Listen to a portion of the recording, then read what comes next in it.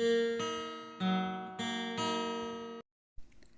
सभी का स्वागत है एजुकेशन की इस क्लास में।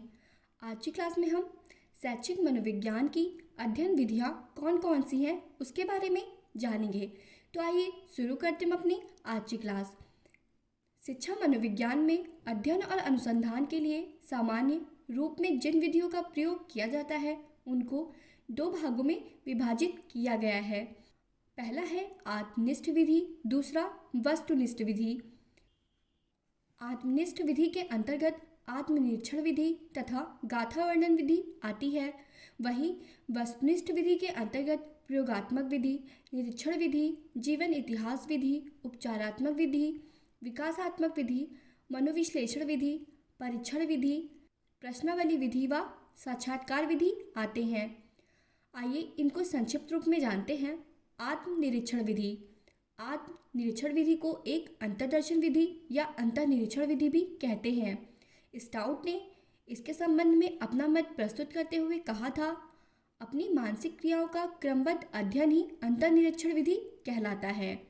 आत्मनिरीक्षण मनोविज्ञान की एक परंपरागत विधि मानी जाती है।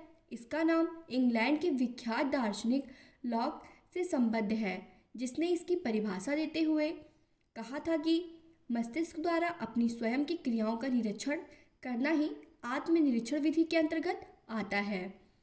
अगली विधि है गाथा वर्णन विधि। इस विधि में व्यक्ति अपने किसी पूर्व अनुभव या व्यवहार का वर्णन करता है। मनोवैज्ञानिक उसे सुनकर एक लेखा तैयार करता है और उसके आधार पर निष्कर्ष निकालता है। इस विधि का मुख्य दोष यह है कि व्यक्ति अपने पूर्व अनुभव या व्यवहार का ठीक ठाक पुनः स्मरण नहीं कर पाता है। गाथा वर्णन विधि आत्मगत होने के कारण विश्वसनीय नहीं है। इसका उपयोग पूरक विधि के रूप में किया जाता है। अगली विधि है प्रयोगात्मक विधि, जो वस्तुनिष्ठ विधि के अंतर्गत आती है। प्रयोगात्मक विधि एक प्रकार की नियंत्रित निरीक्षण विधि मानी जाती है। इस विधि में प्रयोगकर्ता स्वयं अपने द्वारा निर्धारित की हुई परिस्थिति या वातावरण में किसी व्यक्ति के व्यवहार का अध्ययन करता है या किसी समस्या के संबंध में तथ्य एकत्र करता है। मनोवैज्ञानिकों ने इस विधि का प्रयोग करके न केवल बालकों और व्यक्तियों के व्यवहार का वरन चूहों, बिल्लियों आदि पशुओं के व्यवहार का भी अध्ययन किया है।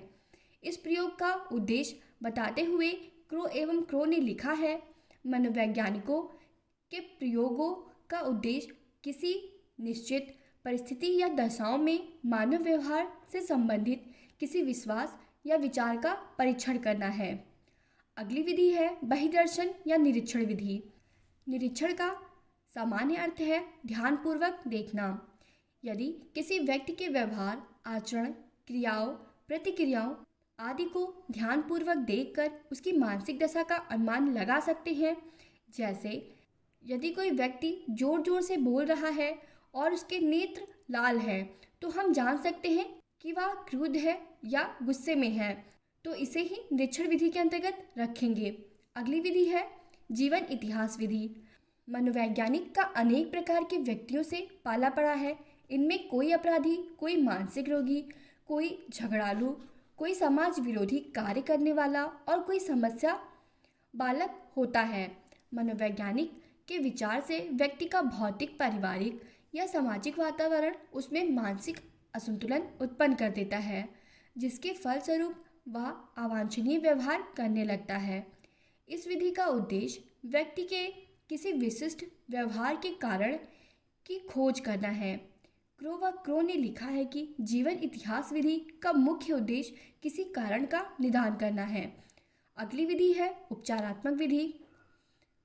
इसमें आचरण संबंधी जटिलताओं को दूर करने में सहायता करता है, जैसे बहुत हकलाने वाले बालक या पढ़ने में बेहद कठिनाई अनुभव करने वाले बालकों का उपचार किया जाता है।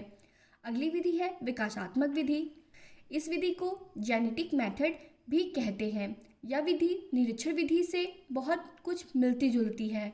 इस विधि में निरीक्षक बालक के शारीरिक और मानसिक विकास एवं अन्य बालकों और वयस्कों से संबंधों का अर्थात सामाजिक विकास का अति सावधानी से एक लेखा तैयार करता है। गैरेट का मानना है कि इस प्रकार के अनुसंधान का अनेक वर्षों तक प्रयोग किया जाना अनिवार्य है, इसलिए यह बहुत महंगा है। अगली विधि है मनोविश्लेषण विधि। इस विधि के अंतर्गत व्यक्ति के अचेतन मन का अध्ययन करके उसका उपचार करना है। इस विधि के जन्मदाता वियना के विख्यात चिकित्सक सिगमंड फ्रायड थे। इन्होंने बताया है कि व्यक्ति के अचेतन मन का उस पर बहुत बुरा प्रभाव पड़ता है। इसके अतिरिक्त अन्य विधि है जैसे परीक्षण विधि। इसमें व्यक्ति की विभिन्न योग्यताएं जानने के लिए परीक्षा की जाती है।